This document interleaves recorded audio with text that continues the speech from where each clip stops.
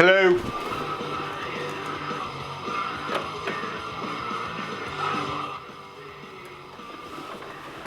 What's happening? My name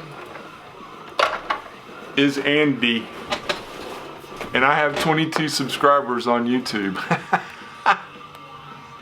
And believe it or not, somebody has emailed me, more than a few, and they're like, dude, how do you get your tone? Are you like a studio guy? Do you have production experience? Do you work in a studio? No. I've been in a studio once or twice. I played in a band when I was in college that did just a little teeny weeny bit. One of the guys that I played with went on to do a whole lot of bit, but that's another story.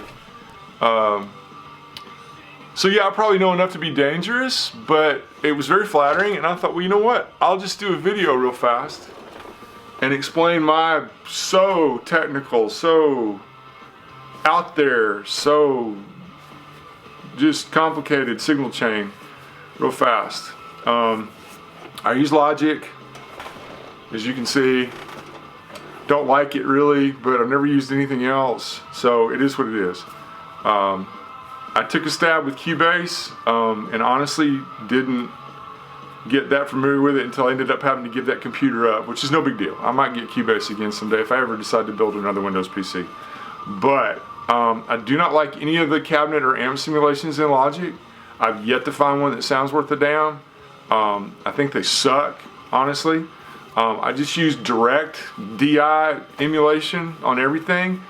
I do use a little bit of compression, a little bit of EQ on the channel, and then I put a little bit of small hall reverb on it via a bus. And that's basically it for what Logic does. So I'm utilizing about that much of what Logic's capable of doing. Beyond that, everything else is this little jewel right here, which I will show you.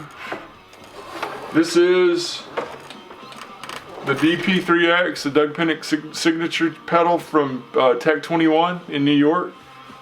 This is the coolest thing ever. It's so bomb. It will go crazy clean.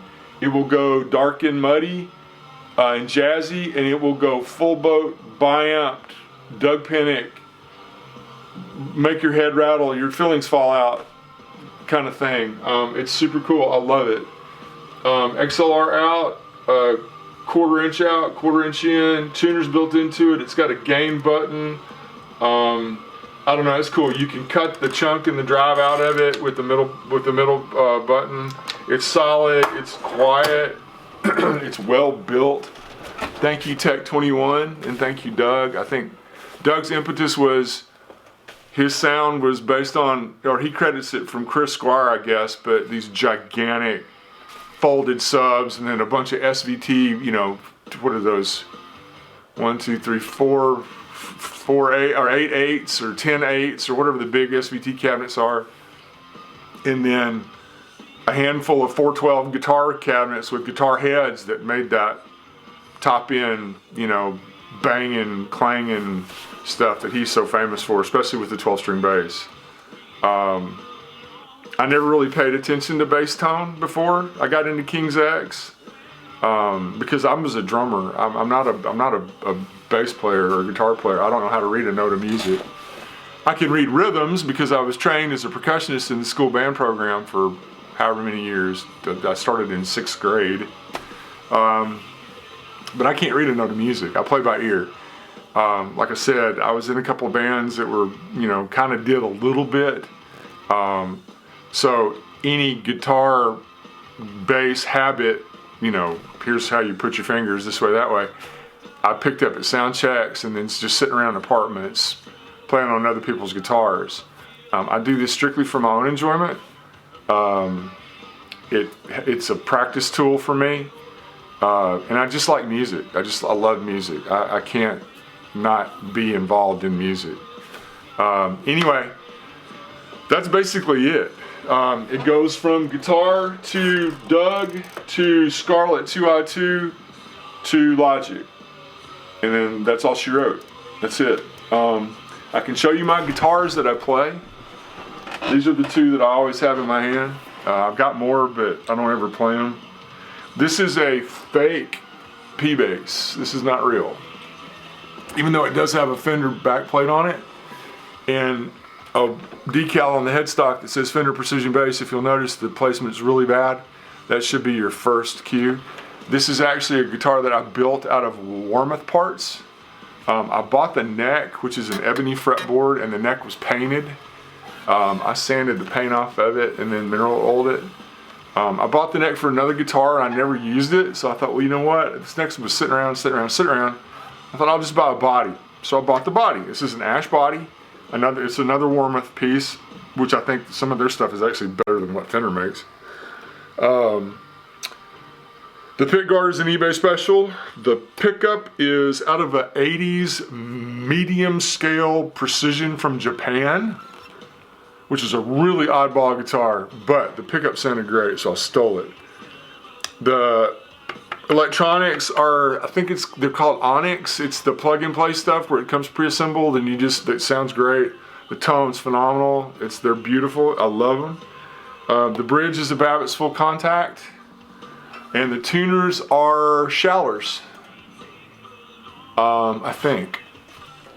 Yes, they're Shallers. I love this guitar. I would never sell it because it's not worth anything to anybody but me. But it plays fantastic. It sounds great, and I really like the neck, and it's going to stay with me for a long, long time until I croak, and then maybe somebody else will pick it up somewhere and they'll go, oh man, this thing was really loved, and they'll dig it as much as I do. Then the second one that I play all the time is this. This is Faye, and I don't name things. I think that's weird. I think it's obnoxious. But when I saw it on Reverb, I had to have it. I paid way too much goddamn money for it, and I named it. And it's named for Faye Hunter from Let's Active because Faye played cruise basses, Hamer cruise basses. And I posted that on a social media account. Look what I got! Oh my god, it's so cool! And none other than Joel Danzig actually replied and said, well, you know, Faye was a real sweetheart. And I just thought that was cool. So the bass is now known as Faye and will forevermore be known as Faye. This was built in 1984 in Arlington Heights, Illinois. I think they were out of there by then in Arlington Heights. This is solid mahogany. It's a set neck. There was a little bit of bass paint left on the neck. I sanded it off just because it's my guitar and I can do what I want. I replaced the plastic control knobs with some Gibson style ones, and then I replaced the tuning machines. I don't know why I did that. I still have the originals, but I replaced them. I probably shouldn't have. This is a Schaller bridge. I think it's a Schaller manufactured bridge. It's got Hamer stamped on it. And I don't know who made these pickups or where Hamer got them when they put this guitar together, but these are absolutely one of the best pickup combinations I've heard in I mean, I played a lot of guitars, and these things sound really good. They sound super good. I've taken them out. I can't figure out who made them. I don't know. But it's irrelevant anyway. The playware is not me. This is how the bass came to my hands.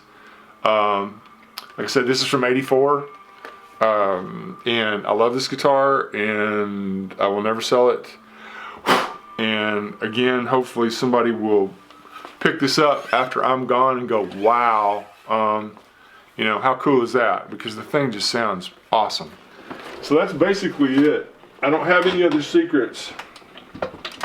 I want to say thanks to all the dudes that watch my videos, all the bass player guys that I've kind of made friends with, all you cats, Kenneth and Randy and Justin and Hida Bass, and I don't know, there's a whole, but you know who you are. All you guys are cool. I really appreciate it. It's awesome that there's a little community like that. It makes it a lot of fun, and it makes it interesting. Just, you know, I get turned on to other music, and you know, get to see how other people play things, and I think it's really cool. So thank you guys for doing that, and I appreciate you guys that asked the question about the tone. You did that and asked the question, and I hope I answered your question. And if you got any questions or anything, you can hit me up in the comments or whatever, and I'll try to answer stuff. But it's really simple. I got nothing special. Yeah. But anyway,